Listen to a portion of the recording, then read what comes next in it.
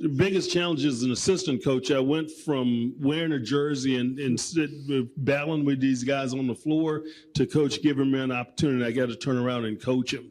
And so I had to make sure that I didn't put myself in a position where I felt like I was superior to those guys. I wanted to make sure that I related to them in a certain way. I never tried to be like, oh, no, I'm a coach. I had a relationship with them, and I talked to them different. I brought things to them that they needed to know that I wish I knew as a player that I wasn't getting from an assistant. So if I can sit in meetings or whatever now and I'm listening to Coach Brown and they talking about these guys, whatever, I had to go and make sure that I managed the relationship the right way and things that I could really give to these guys at the same time, not selling Coach out, to make sure that they can improve and get better. So that's my way of really coming up. And again, as I ventured off and became close to the head coaching deal, I never wanted to have the mentality to lose that from my playing days. And I'm older now and I've been in this game for 39 years and about 22 or 23 as a head coach.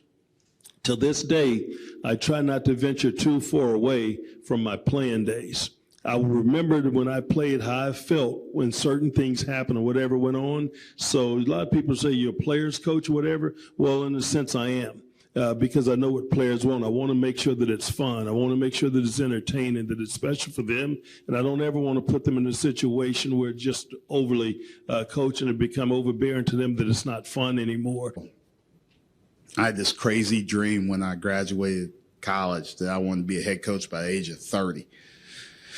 I didn't know how hard that would be, but it happened.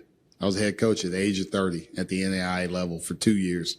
And I got to that seat and I had no idea who I was. No idea. No, I failed miserably because I didn't have a philosophy. I didn't know who I wanted to be as a coach. I just tried to take from the guys that I worked for or that I played for. And it was like, okay, let's just try this. Let's try this. Let's do this. I should do this. I should act like this. And after those 2 years, then I got a chance. Then I left there. I went to Butler and worked with Brad, and then I, Coach Painter, and I've been with those guys ever since. But that helped me develop who I wanted to be.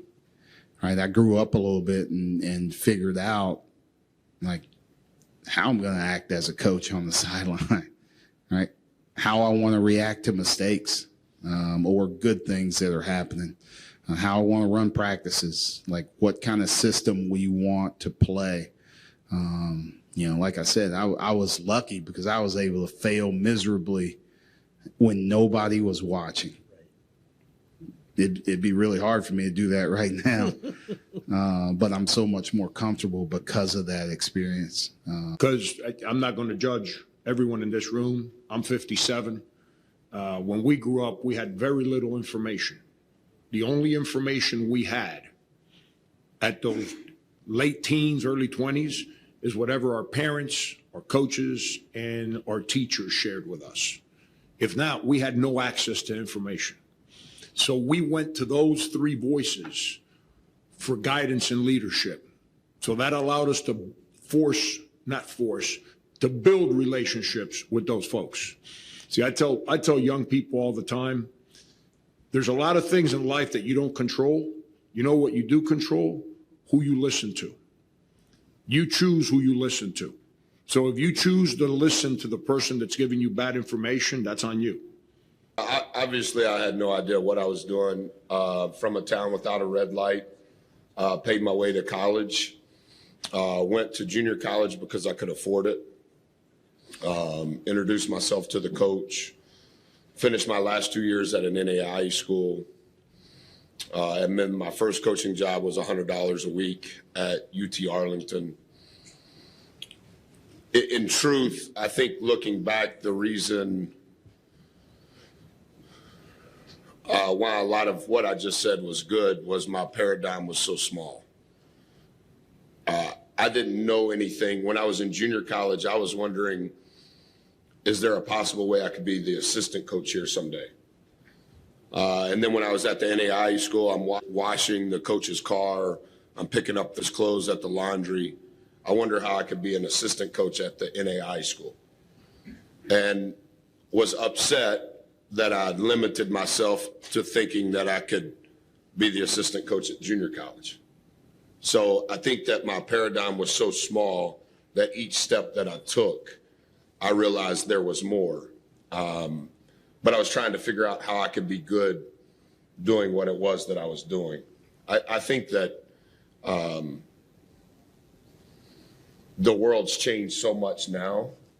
The business, what it really is versus what Twitter says it is. But I think the things that matter are still the things that matter. Life's strange.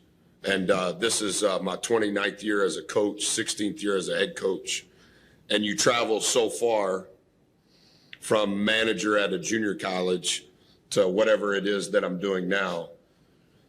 And the things that I used to look for back then are still the same things that I look for now. And it's because what matters still matters.